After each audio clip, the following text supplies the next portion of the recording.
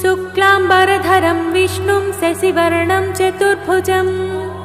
प्रसन्नवदनं ध्यायेत् सर्वविघ्नोपशान्तये। यस्य द्विरदवक्त्राद्या पारिषद्या परिषतं विघ्नं निघ्नन्ति सततं विश्व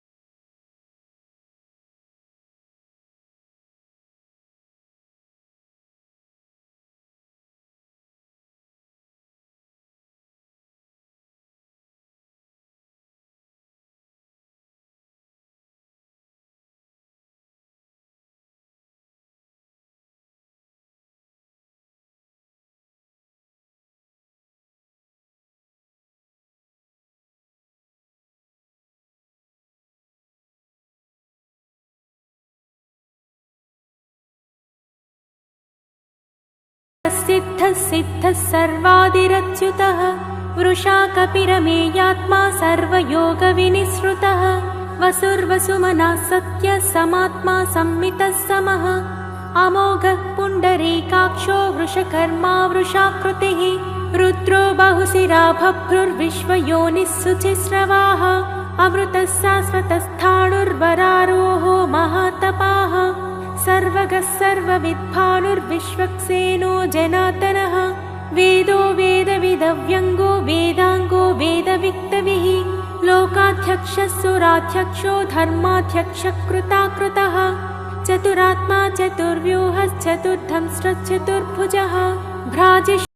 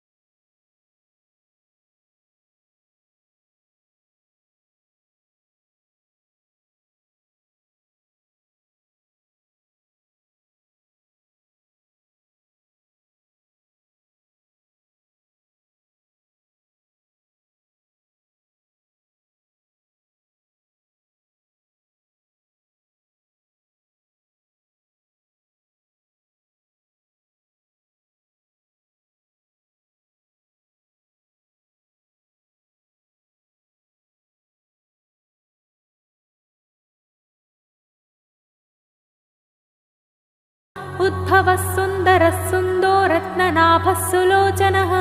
अर्को वाजसनः शृङ्गी जयन्तः सर्वविजयी सुवर्णबिन्दुरक्षोभ्यः सर्ववागीश्वरेश्वरः महाह्रदो महागर्तो महाभूतो महानिधिः कुमुदः कुन्दरः कुन्दपर्जन्यः पावनोऽनिलः अमृतांसोऽमृतवपुः सर्वज्ञः सर्वतोमुखः सुलभः सुव्रतः सिद्धः शत्रुजिच्चत्रुतापनः न्यग्रोधोदुम्बरो स्वत्तश्चाणूरान्ध्रनिषूदनः सहस्राच्चिः सप्तजिह्वः सप्तैधा सप्तवाहनः अमूर्तिरनघोचिन्त्यो भयत्कृद्भयनाशनः अणुर्बृहत्कृशस्थूलो गुणबृन्निर्गुणो महान् अद्रुतस्वद्रुतस्वास्थ्या प्राग्वंशो वंशवर्धनः भारभृत्कथितो योगी योगीशः सर्वकामदः आश्रमश्रमणक्षामः सुपर्णो वायुवाहनः धनुर्धरो धनुर्वेदो दण्डो दमयिता दमः अपराजितः सर्वसहो नियन्ता नियमो यमः सत्त्ववान् सात्विकः सत्यः सत्यधर्मपरायणः अभिप्रायः प्रियर्होर्हः प्रियकृत्प्रीतिवर्धनः विहाय सगतिर्ज्योतिः सुरुचिर्भुत भुग्विभुः रविर्विलोचनः सूर्यः सविता रविलोचनः अनन्तो हुत भुग्भोक्ता सुखदो नैकजोग्रजः अनिर्विण्णः सदामर्षि लोकाधिष्ठानमद्भुतः सनातनतमः कपिलः कपिरव्ययः स्वस्ति दस्वस्ति कृत्स्वस्ति स्वस्ति भुक्स्वस्ति दक्षिणः अरौत्रः कुण्डली चक्री विक्रम्योचितशासनः सप्तातिगः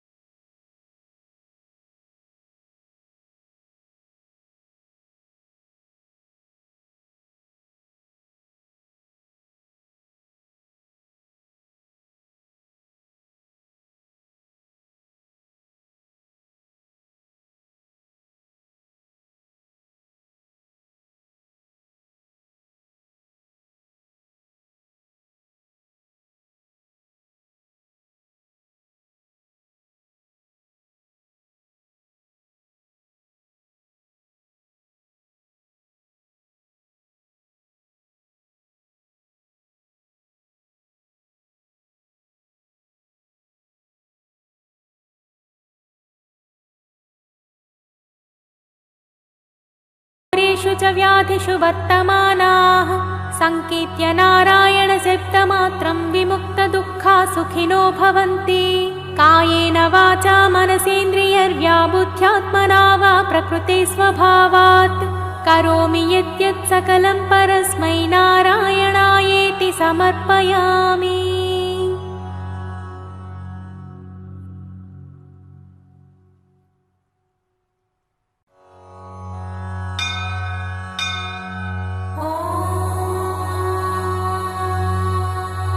श्रीवेङ्कटेशसहस्रनामस्तोत्रम्।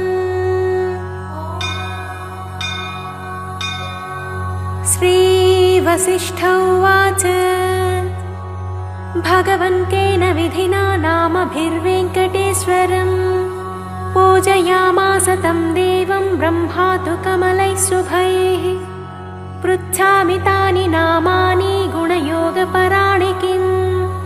मुख्यवृत्तीनि किं ब्रूहि लक्षकाण्यथवा हरेः। नारद उवाच नामान्यनन्तानि हरे गुणयोगानि कानिचित्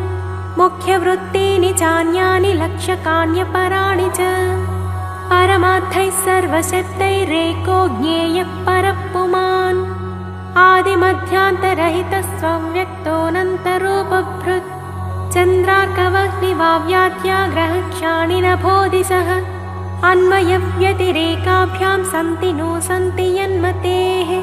तस्य देवस्य नाम्नां हि पारं गन्तुं हि कक्षमः तथापि चाभिधानानि वेङ्कटेशस्य कानिचित्। ब्रह्मगीतानि पुण्यानि तानि वक्ष्यामि सुव्रत यदुच्चारणमात्रेण विमुक्ताशुः परं व्रजेत्। वेङ्कटेशस्य नाम्नां हि सहस्रस्य ऋषिर्विधिः छन्दोऽनुष्टुप् तथा देवः श्रीवत्साङ्को रमापतिः। बीजभूतस्तथोङ्कारो ह्रीं क्लीं शक्तिश्च कीलकम् ॐ नमो वेङ्कटेशायेत्यादिर्मन्त्रोऽत्र कथ्यते। ब्रह्माण्डगर्भः कवचमस्त्रं चक्रगदाधरः विनियोगोऽभीष्टसिद्धौ हृदयं सामगायनः। अस्य श्रीवेङ्कटेशसहस्रनामस्तोत्रमहामन्त्रस्य ब्रह्मा ऋषिः अनुष्टुप् छन्दः श्रीवत्साङ्को रमापतिर्देवता। ॐ बीजं ह्रीं शक्तिः क्लीं कीलकं ब्रह्माण्डगर्भ इति कवचं चक्रगदाधर इत्यस्त्रम् सामगानमिति हृदयम्। ॐ नमो वेङ्कटेशायेत्यादिर्मन्त्र श्रीवेङ्कटेशप्रीत्यर्थे जपे विनियोगः। ध्यानम् भास्वच्चन्द्रमसौ यदीयनयने भार्या यदीया रमा यस्माद्विश्वसृडप्यभूत्यमिकुलं यद्ध्यानयुक्तं सदा। नाथो यो जगतां नगेन्द्रदुहितुर्नाथोऽपि यद्भक्तिमान् तातो यो मदनस्य यो दुरितः तं वेङ्कटेशं भजे। ऊर्ध्वौ हस्तौ यदीयौ सुररिपुदलने बिभ्रतौ शङ्खचक्रे सेव्यावङ्घ्रे स्वकीयावभिदधरो दक्षिणो यस्य पाणिः तावन्मात्रं भवाब्धिं गमयति भजतामूरुगो वामपाणिः। श्रीवत्साङ्कश्च लक्ष्मीर्यदुरशिलसतस्तं भजे वेङ्कटेशम् इति ध्यायन् वेङ्कटेशं श्रीवत्साङ्कं रमापतिं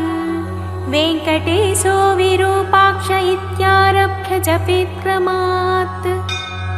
स्तोत्रम् ॐ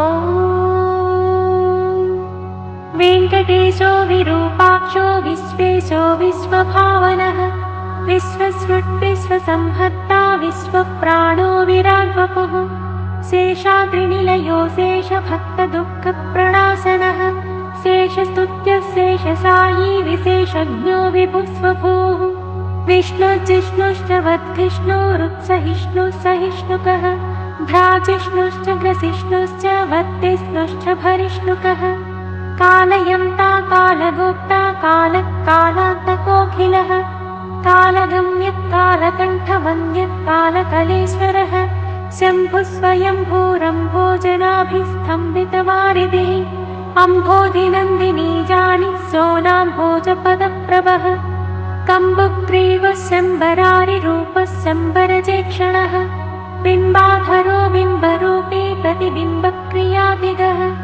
गुणवान् गुणगम्यश्च गुणातीतो गुणप्रियः दुर्गुणध्वंसकृत् सर्वसुगुणो गुणभासकः परेशः परमात्मा च परं ज्योतिः परागतिः परं पदं विदत्वा सा पारम्पर्यशुभप्रदः ब्रह्माण्डगर्भो ब्रह्मण्यो ब्रह्मसृद्ब्रह्मबोधितः ब्रह्मस्तुत्यो ब्रह्मवादी ब्रह्मचर्यपरायणः सत्यव्रतार्थसन्तुष्टः सत्यरूपेरुषाङ्गवान् सोमकप्राणहारी चानीतां नायोऽग्निसञ्चरः देवासुरवरस्तुत्य पतन्मन्दरधारकः धन्वन्तरिकच्छपाङ्गः पयोनिधिविमन्थकः अमरामृतसङ्घाता धृतसम्मोहिनी वपुः हरमोहकमायावी रक्षः सन्दोहभञ्जनः हिरण्याक्षविदारी च यज्ञो यज्ञविभावनः यज्ञेयोर्वे समुद्धता लीलाक्रोडप्रतापवान् दण्डकासुरविध्वंसे वक्रतंश्रुक्षमाधरः गन्धर्वशापहरणः पुण्यगन्धो विचक्षणः करालवक्त्रः सोमार्तनेत्रः षड्गुणवैभवः श्वेतघोनीघूर्णितभ्रूर्घुर्घुरध्वनिविभ्रमः ध्राघीयान्नीलकेशे च जागृदम्बुजलोचनः घृणावान् घृणिसम्मोहो महाकालाग्निदीधितिः ज्वालाकराळवदनो महोल्काकुलवीक्षणः सटानिर्भिन्नमेघौघोदंष्टारुव्याप्तदिक्तटः उच्छ्वासाकृष्टभूतेशो निःश्वासत्यक्तविश्वसृट् अन्तर्भ्रमज्जगद्गर्भोऽनन्तो ब्रह्मकपालकृत् उग्रो वीरो महाविष्णुज्वलनः सर्वतोमुखः नृसिंहो भीषणो भद्रो मृत्युः सनातनः सभास्तम्भोद्भवो भीमः शिरोमाली महेश्वरः द्वादशादित्यचूडालः कल्पधूमसटाच्छविः हिरण्यकोरस्थलभिन्नकः सिंहमुखो नगः प्रह्लादवरदो धीमान् भक्तसङ्घप्रतिष्ठितः ब्रह्मरुद्रादिसंसेव्यः सिद्धसाध्यप्रपूजितः लक्ष्मीनृसिंहो देवेशो ज्वालाजिह्वान् प्रमालिकः खड्गे खेटे महेश्वासी कपाली मुसलीहले पाशे शूली महाबाहुज्वरज्ञो रोगलुण्टकः मौञ्जेयुक्छात्रकोदण्डी कृष्णाजिनधरो वटुः अधीतवेदो वेदान्तोद्धारको ब्रह्मनैष्ठिकः अहीनशयनप्रीतः आदितेयो नभो हरिः संविप्रियः सामवेद्यो बलिभीष्मप्रतिष्ठितः बलिक्षालितपादाब्जो विन्याबलिविमानितः त्रिपादभूमिस्वीकर्ता विश्वरूपप्रदर्शकः धृतत्रिविक्रमस्वाङ्घ्रि नखभिन्नाण्डखर्परः पश्चातवाहिनी धारा पवित्रितजगत्त्रयः विधिसम्मानितः पुण्यो दैत्ययोद्धा जयोजितः सुरराज्यप्रदः शुक्रमदः हृत्सुगतीश्वरः जामदग्न्यः कुठारे च काटवीर्यविदारणः रेणुकायाः शिरोहारे दुःसक्षत्रियमर्दनः वच्चस्वीदानशीलश्च धनुष्मान् ब्रह्मवित्तमः अत्युदग्रः समग्रश्च न्युग्रोधो दुष्टनिग्रहः रविवंशसमुद्भूतो राघवो भरताग्रजः कौसल्यातनयो रामो विश्वामित्रप्रियङ्करः ताटकारिः सुबाहुज्ञो बलातिबलमन्त्रवान् अहल्याशापविच्छेदे प्रविष्टजनकालयः स्वयंवरसभासंस्थ ईशचापप्रभञ्जनः जानकी परिणीता च जनकाधीश संस्तुतः जमदग्नितनूजातयोद्धा योद्धाधिपाग्रणीः पितृवाक्यप्रतिपालस्त्यक्तराज्यः स लक्ष्मणः ससीतश्चित्रकूटस्थो भरताहितराजकः काकदर्पप्रहत्ता च दण्डकारण्यवासकः पञ्चवट्यां विहारे च स्वधर्मपरिपोषकः विराधः अगस्त्यमुख्यमुनिसम्मानितः पुमान् इन्द्रचापधरः खड्गधरश्चाक्षयसायकः खरान्तको दूषणारिस्त्रिशिरस्करिपुर्वृषः ततः शूर्पणखानासाच्छेतावल्कलधारकः जटावान् पर्णशालास्थो मारीचबलमद्धकः पक्षिरात्पुटसंवादो रवितेजा महाबलः शबर्यानीतफलभुः हनूमत्परितोषितः सुग्रीवाभयदो दैत्यकायक्षेपणभासुरः सप्ततालसमुच्छेत्ता वालिहृत्कपि संवृतः वायुसूनुवृता सेवस्तक्तपम्पः कुशासनः उदन्वत्तीरगः शूरो विभीषणवरप्रदः सेतुकृत्यैत्यः प्राप्तलङ्को लङ्कारवान् स्वयम् अतिकायशिरश्चेत्ता कुम्भकर्णविभेदनः दशकण्ठशिरोध्वंसी जाम्बवत्प्रमुखावृतः जानकीशः सुराध्यक्षः साकेतेशः पुरातनः पुण्यश्लोको वेदवेद्यः स्वामितीर्थनिवासकः लक्ष्मीसरकेळिलोलो लक्ष्मीशो लोकरक्षकः देवकी गर्भसम्भूतो यशोदेक्षणलालितः वसुदेवकृतस्तोत्रो नन्दगोपमनोहरः चतुर्भुजः कोमलाङ्गो गदावान्नीलकुन्तलः पूतना प्राणसंहर्ता तृणावर्तविनाशनः गर्गारोपितनामाङ्को वासुदेवोऽव्यथोक्षजः गोपिकास्तन्यपाये च बलभद्रानुजोच्युतः वैयाघ्रणखभूषश्च वत्सजिग्वत्सवर्धनः क्षीरसारासनरतो दधिभाण्डप्रमर्दनः नवनीता प्रहत्ता च नीलनीरदभासुरः अभीरदृष्टदौर्जन्यो नीलपद्मनिभाननः मातृदर्शितविश्वास्या उलूखलनिबन्धनः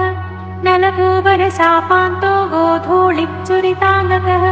गोसंघरक्षकः श्रीशो वृन्दारण्यनिवासकः वत्सान्तकोपकद्वेषी दैत्याम्बुदमहानिलः महाजगरचण्डाग्निश्चकटप्राणकण्टकः इन्द्रसेव्यः पुण्यगात्रः खरचिच्चण्डदेरितिः तालपक्वफलासे च कालीयफणिदर्पः नागपत्नीस्तुतिप्रीतः प्रलम्बासुरखण्डनः दावाग्निबलसंहारी फलाहारी गदाग्रजः गोपाङ्गनाचेलचोरः पाथो लीलाविशारदः वंशगानप्रवीणश्च गोपीहस्ताम्बुजार्चितः मुनिपत्न्याहृताहारो मुनिश्रेष्ठो मुनिप्रियः गोवर्धनाद्रिसन्धत्ता सङ्क्रन्दनतमोपहः सदुद्यानविलासी च रासक्रीडापरायणः वरुणाभ्यर्चितो गोपी प्रार्थितः पुरुषोत्तमः अक्रूरस्तुतिसम्प्रीतः कुब्जा यौवनदायकः मुष्टिकोरः प्रहारी च चाणूरोदरधारणः मल्लयुद्धाग्रगण्यश्च पितृबन्धनमोचकः मत्तमातङ्गपञ्चास्य कंसग्रीवानिकृन्तनः उग्रसेनप्रतिष्ठाता रत्नसिंहासनस्थितः कालनेमिखलद्वेषी मुचुकुन्दवरप्रदः सार्वसेवितदुद्धर्ष राजस्मयनिवारणः रुक्मिगर्वापहारी च रुक्मिणीनयनोत्सवः प्रद्युम्नजनकः कामी प्रद्युम्नो द्वारकाधिपः मण्याहत्ता महामायो जाम्बवत्कृतसङ्गरः जाम्बूनदाम्बरधरो गम्यो जाम्बवती विभुः कालिन्दे प्रथिता रामकेलिर्गुञ्जावतंसकः मन्दारसुमनो भास्वान् सचेशाभीष्टदायकः सत्राजिन्मानसोल्लासी सत्याजानि स्वभावः शतधन्वहरसिद्धः पाण्डवप्रियकोत्सवः भद्रप्रियः सुभद्राया भ्राता नाग्नाचिति विभुः किरीटकुण्डलधरः कल्पपल्लवलालितः भस्मी प्रणयभाषावान् मित्रविन्दाधिपो भयः स्वमोद्दिकेलिसम्प्रीतो लक्ष्मणोदारमानसः प्राग्ज्योतिषाधिपध्वंसी तत्सैन्यान्तकरो मृतः भूमिस्तुतो भूरिभोगो भूषणाम्बरसंयुतः बहुरामाकृताह्लादो गन्धमाल्यानुलेपनः नारदातृष्टचरितो देवेशो विस्मराट् गुरुः बाणबाहुविदारश्च तापज्वरविनाशकः उषोद्धर्षयिता व्यक्तः शिववाक्तुष्टमानसः महेशज्वरसंस्तुत्य शीतज्वरभयान्तकः मृगराजोद्धारकश्च पौण्ड्रकादिवधूद्यतः विविधारिच्छलोद्विग्नब्राह्मणेषु दयापरः जरासन्धबलद्वेषी केशिदैत्यभयङ्करः चक्रे चैत्यान्तकः सभ्यो राजबन्धविमोचकः राजसूयः विभोक्ता स्निग्धाङ्गः शुभलक्षणः धानाभक्षणसम्प्रीतः कुचेलाभीष्टदायकः सत्त्वादिगुणगम्भीरो द्रौपदीमानरक्षकः भीष्मध्येयो भक्तवस्यो भीमपूज्यो दयानिधिः दन्तवक्त्रशिरश्चेत्ता कृष्णसखस्वराट् वैजयन्ती प्रमोदी च बर्हिबर्हविभूषणः पार्थकौरवसन्धानकारी दुःशासनान्तकः बुद्धो विशुद्धः सर्वज्ञक्रतुहिंसाविनिन्दकः त्रिपुरस्त्रीमानभङ्गः सर्वशास्त्रविशारदः निर्विकारो निर्ममश्च निराभासो निरामयः जगन्मोहकधर्मे च दिग्वस्त्रो दिक्पतीश्वरः कल्पेल्लेच्छप्रहर्ता च दुष्टनिग्रहकारकः धर्मप्रतिष्ठाकारे च चातुर्वर्ण्यविभागकृत् युगान्तको युगाक्रान्तो युगकृत्युगभासकः कामारिकामकारे च निष्कामः कामितार्थदः भर्गो वरेण्यः सवितुः साङ्गी वैकुण्ठमन्दिरः हयग्रीवः कैटभारिग्राहज्ञो गजरक्षकः सर्वसंशयविच्छेत्ता सर्वभक्तसमुत्सुकः कपटी कामहारे च कलाकाष्ठा स्मृतिधृतिः अनादिरप्रमेयौ प्रधानः सन्निरूपकः निर्लेपो निःस्पृहो सङ्गो निर्भयो नीतिपारगः निष्क्रेष्यो निष्क्रियश्चान्तो निष्प्रपञ्चो निधिर्णयः कर्म्यकर्मी विकर्मी च कर्मेत्सुः कर्मभावनः कर्माङ्गः कर्मविन्यासो महाकर्मी महाप्रति कर्मभुक् कर्मफलदः कर्मेशः कर्मनिग्रहः नरो नारायणो दान्तः कपिलः कामदः शुचिः तप्ता जप्ता क्षमालावान् दन्ता नेतालयो गतिः शिष्टो द्रष्टा रिपुत्वेष्टा रोष्टा वेष्टा महानटः रोद्धा बोद्धा महायोद्धा श्रद्धावान् सत्यधिः शुभः मन्त्री मन्त्रो मन्त्रगम्यो मन्त्रकृत्परमन्त्रहृत् मन्त्रभृन्मन्त्रफलदो मन्त्रेशो मन्त्रविग्रहः मन्त्राङ्गो मन्त्रविन्यासो महामन्त्रो महाक्रमः स्थिरधिस्थिरविज्ञानस्थिरप्रज्ञस्थिरासनः स्थिरयोगस्थिराधारस्थिरमार्थस्थिरागमः निःश्रेयसो निरीहोऽग्निर्निरवध्यो निरञ्जनः निर्वैरो निरहङ्कारो निर्दम्भो निरसूयकः अनन्तोऽनन्तबाहुरुरनन्ताङ्घ्रिरनन्तदृक् अनन्तवक्त्रोऽनन्ताङ्गोऽनन्तरूपो ह्यनन्तकृत् ऊर्ध्वरेता ऊर्ध्वलिङ्गो ह्यूर्ध्वमूर्धोऽध्वशाखकः ऊर्ध्वरक्षी च ह्यूर्ध्वज्वालो निराकुलः बीजं बीजप्रदो नित्यो निदानं निष्कृतिकृति महानणीयन् गरिमा सुषमा चित्रमालिकः नभस्रुग्नभसो ज्योतिर्नभस्वान्निर्नभानभः अभुर्विभुः प्रभुः शम्भुर्महीयान् भूर्भुवाकृतिः महानन्दो महाशौरो महोराशिर्महोत्सवः महाक्रोधो महाज्वालो महाशान्तो महागुणः सत्यव्रतः सत्यपरः सत्यसन्धः सताङ्गतिः सत्येशः सत्यसङ्कल्पः सत्यचारित्रलक्षणः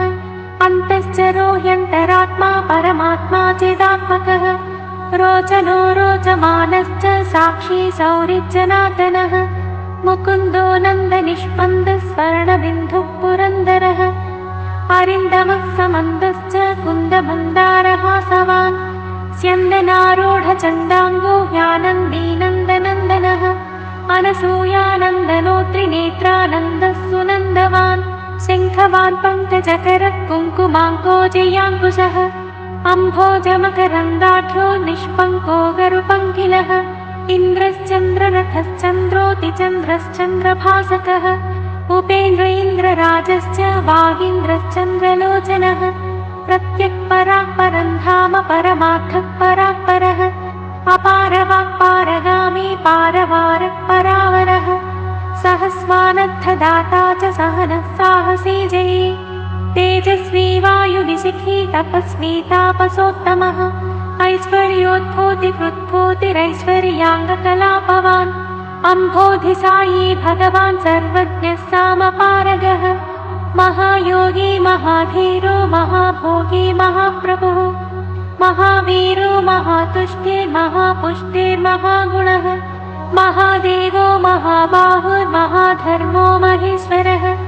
समीपगो दूरगामी स्वर्गमार्गनिरर्गलः नगो नगधरो नागो नागेशो नागपालकः हिरण्मयस्वर्णरेता हिरण्याचिर्हिरण्यदः गुणगण्यश्चरण्यश्च पुण्यकीर्तिः पुराणगः जन्यमृच्छन्यसन्नद्धो दिव्यपञ्चायुधो वशी दौर्जन्यभङ्गत्पज्जन्यः सौजन्यनिलयोलयः जलन्धरान्तको भस्म दैत्यनाशी महामनाः श्रेष्ठस्रविष्ठो द्राघिष्ठो गरिष्ठो गरुडध्वजः ज्येष्ठो दृढिष्ठो वशिष्ठो द्रागी यान्त्रणवप्पणी सम्प्रदायकरस्वामी सुरेशो माधवो मधुः निर्निमेषो विधिर्वेधा बलवान् जीवनं बली स्मर्ता श्रोता विकर्ता च ध्याता नेता समो समः होता पोता महावक्ता रन्ता मन्ता खलान्तकः दाता ग्राहयिता माता नियन्तानन्तवैभवः गोप्ता गोपयिता हन्ता धर्मजागरिताधवः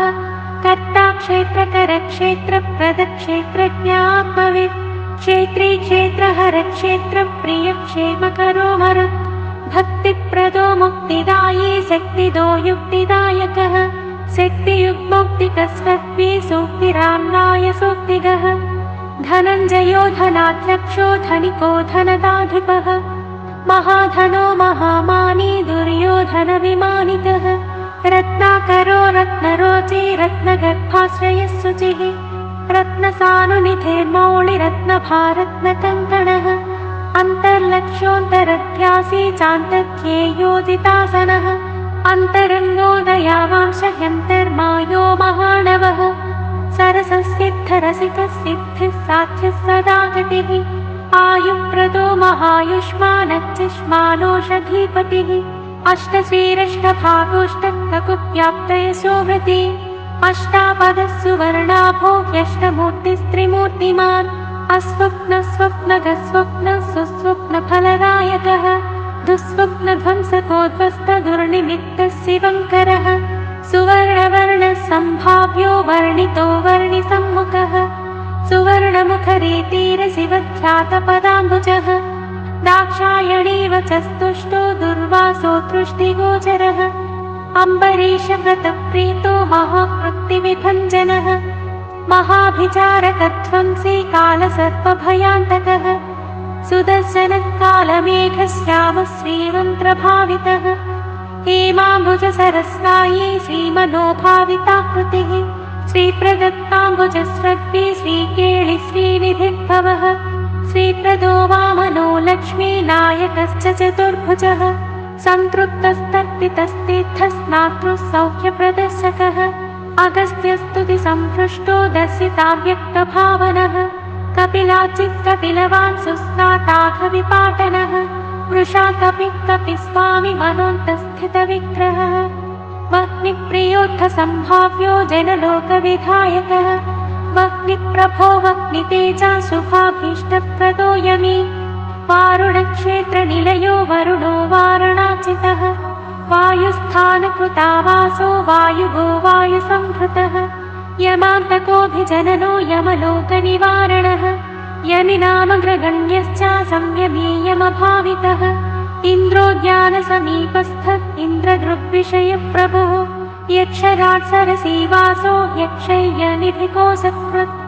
स्वामितीर्थकृतावासः स्वामिध्येयो ह्यधोक्षजः वराहाद्यष्टतीर्थाभिसेविताङ्घ्रिसरोरुरः पाण्डुतीर्थाभिषिक्ताङ्गो युधिष्ठिरवरप्रदः धीमान्तः करुणारूढः श्वेतवाहनसख्यवान् नकुलाभयदो माद्री सह देवाभिवन्दितः कृष्णा सपथसन्धाता कुन्ती स्तुतिरतोदनी नारदादिमुनिस्तुत्यो नित्यकर्मपरायणः दर्शिताव्यक्तरूपश्च वीणानादप्रमोदितः षट्कोटितीर्थचर्यावान् देवतीर्थकृताश्रमः बिल्वामलजलस्नायी सर्वसत्यम्बुसेवितः तुम्बुरोदकसंस्पर्श जनचित्ततमोपहः मत्स्यवामनकूर्मादितीर्थराजः पुराणभृत् चक्रध्येयपदाम्भोजः शङ्खपूजितपादुकः रामतीर्थविहारी च बलभद्रप्रतिष्ठितः जामदग्न्यसरस्तीर्थः जलसेचनतर्पितः पापापहारि कीलालसुस्नाताहविनाशनः नभो गङ्गाभिषिक्तश्च नागतीर्थाभिषेकवान् कुमारधारातीर्थस्थो वटुदेशः सुमेखलः वृद्धस्य सुकुमारत्वप्रदः सौन्दर्यवान् सुखी प्रियं वदो महाकुक्षिरिक्ष्वाकुकुलनन्दनः नीलगोक्षीरधारा पूर्वराहाचलनायकः भरद्वाजप्रतिष्ठावान् बृहस्पतिविभावितः अञ्जनाकृतपूजावान् आञ्जनेयकराचितः अञ्जनाद्रिनिवासश्च मुञ्जकेशः पुरन्दरः किन्नरद्वयसम्बन्धिबन्धमोक्षप्रदायकः वैखानसमखारम्भो वृषज्ञेयो वृषाचलः वृषकायप्रभेत्ता च क्रीडनाचारसम्भ्रमः सौवज्जलेयविन्यस्तराज्यो नारायणप्रियः दुर्मेधो भञ्जकः प्राज्ञो ब्रह्मोत्सवमहोत्सुकः भद्रासुरशिरश्चेत्ता भद्रक्षेत्री सुभद्रवान् मृगयाक्षीरसन्नाहः शङ्कराजन्यतुष्टिदः स्थाणुस्थो वैनतेयाङ्गभावितो ह्यशरीरवान् भोगेन्द्रभोगसंस्थानो ब्रह्मादिगणसेवितः सहस्राट्कच्छटाभास्वद्विमानान्तस्थितो गुणी विश्वक्सेनकृतस्तोत्रः सनन्दनवरीवृतः जाह्नव्याधिनदीसेव्यः सुरेशाद्यभिवन्दितः सुराङ्गनानृत्यपरो गन्धर्वोत्कायनप्रियः राकेन्दुशङ्कासनखः कोमलाङ्घ्रिसरोरुहः कच्छपप्रपदः कुन्दगुल्फकः स्वच्छकर्पूरः मेदुरस्वर्णवस्त्राख्यकटिदेशस्थमेखलः मेदुरस्वर्णवस्त्राख्यकटिदेशस्थमेखलः प्रोल्लसच्छुरिकाभास्वत्कटिदेशः शुभङ्करः अनन्तपद्मजस्थाननाभिर्मौक्तिकमालिकः मन्दारचान्तेयमाली रत्नाभरणसम्भृतः लम्बयज्ञोपवीते च चन्द्रश्रीखण्डलेपवान् वरदोभयदश्चक्रे शङ्खे कौस्तुभदीप्तिमान् श्रीवत्साङ्कितवक्षस्थो लक्ष्मी संश्रितहृत्तटः नीलोत्पलनिभाकारः श्रोणाम्भोजसमाननः कोटिमन्मथलावण्यश्चन्द्रिकास्मितपूरितः सुधा स्वच्छोत्थपुण्ड्रश्च कस्तूरितिलकाञ्चितः पुण्डरीकेक्षणस्वच्छो मौलिशोभाविराजितः पद्मस्थः पद्मनाभश्च सोममण्डलगोभूतः वह्निमण्डलगः सूर्यः सूर्यमण्डलसंस्थितः श्रीपते भूमिजानिश्च विमलाद्यभिसंवृतः जगत्कुटुम्बजनितारक्षकः कामितप्रदः अवस्थात्रययन्ता च विश्वतेजस्वरूपवान् ज्ञप्तिज्ञेयो ज्ञानगम्यो ज्ञानातीतः सुरादिगः ब्रह्माण्डान्तर्बहिर्व्याप्तो वेङ्कटाद्रिगदाधरः वेङ्कटाद्रिगदाधर ॐ नम इति। एवं श्रीवेङ्कटेशस्य कीर्तितं परमाद्भुतं नाम्नां सहस्रं संश्राव्यं पवित्रं पुण्यवर्धनं श्रवणात् सर्वदोषज्ञं रोगज्ञं मृत्युनाशनं दारिद्र्यभेदनं धर्म्यं सर्वैश्वर्यफलप्रदं कालाहिविषविच्छेदिज्वरापस्मारभञ्जनं ब्रह्मराक्षसकूष्माण्डभेतालभयभञ्जनं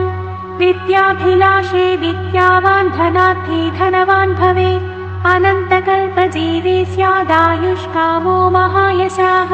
पुत्रार्थे सुगुणान् पुत्रान् लभेतायुष्मतस्ततः सङ्ग्रामे शत्रुविजये सभायां प्रतिवादिजित् दिव्यैर्नामभिरेभिस्तु तुलसीपूजनात् सत्कृत् वैकुण्ठवासे भगवत्सदृशो विष्णुसन्निधौ कल्हारपूजनान्मासान् वितीय इव यक्षराट् नीलोत्पलाचनात् सर्वराजपूज्यः सदा भवेत् हृत्संस्थितैर्नामभिस्तु भयादृग्विषयो हरिः वाञ्छितार्थं तदा दत्त्वा वैकुण्ठं च प्रयच्छति त्रिसन्ध्यं यो जपेन्नित्यं सम्पूज्य विधिना विभुं त्रिवारं पञ्चवारं वा प्रत्यहं क्रमशो यमे मासादलक्ष्मीनासस्याद्विमासात् स्यान्नरेन्द्रत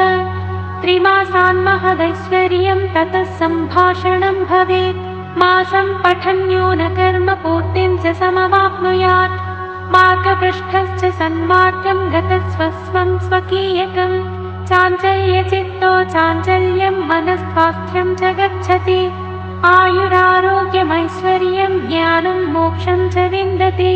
सर्वान् कामानवाप्नोति शाश्वतं च पदं तथा